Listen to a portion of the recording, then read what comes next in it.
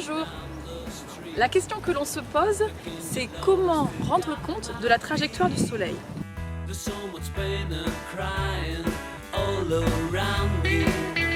Pour obtenir la trajectoire du Soleil dans le ciel, on va venir faire différents relevés à différents moments de la journée.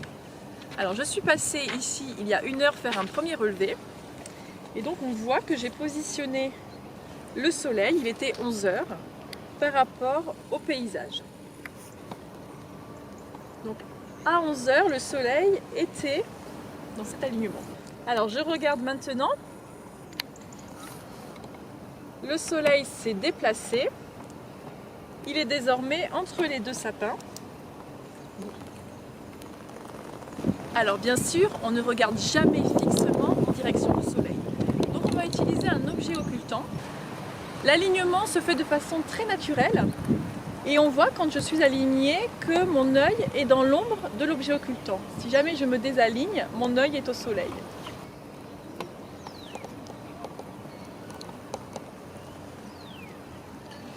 Voici sa nouvelle position.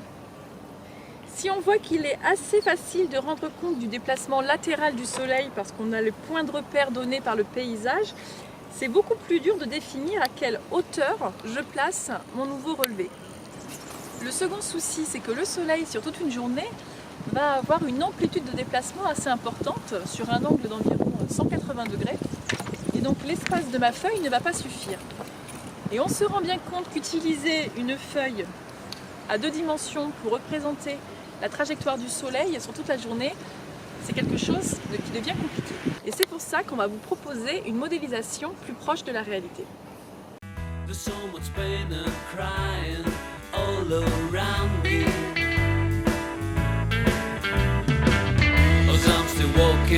On va donc utiliser un saladier ou encore mieux une demi-sphère transparente pour figurer la voûte céleste.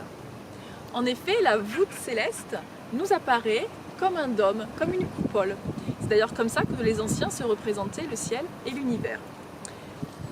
Alors je peux me rendre compte que cette forme est effectivement la forme d'une demi-sphère.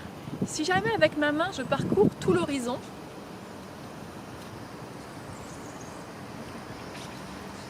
je vois que cela correspond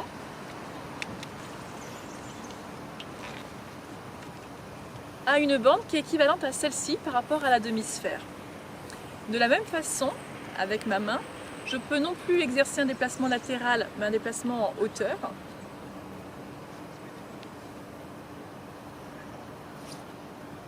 Et ce que je parcours est une bande équivalente à celle-ci.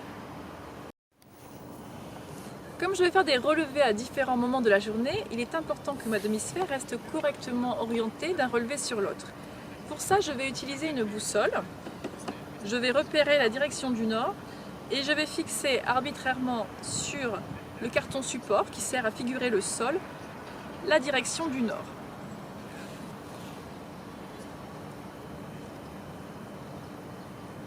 Voilà, donc j'aligne la direction du nord que j'ai choisie sur le nord géographique et ça me permet d'avoir toujours le même alignement de la demi-sphère par rapport au paysage. Je place mon observateur, figuré par une punaise, au centre de cette voûte.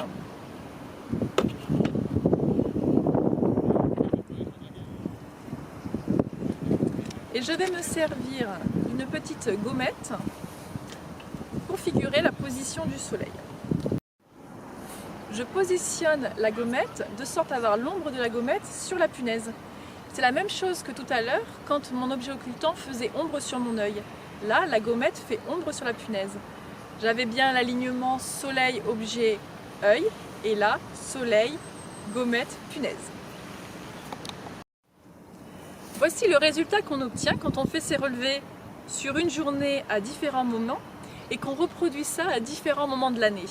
La trajectoire jaune est une trajectoire qui a été réalisée proche du solstice d'été, les trajectoires orange et verte aux équinoxes de printemps et d'automne et la trajectoire bleue au solstice d'hiver. On peut, pour aider les élèves à s'approprier ce dispositif, placer des éléments de décor sous le saladier, des bâtiments, de la végétation.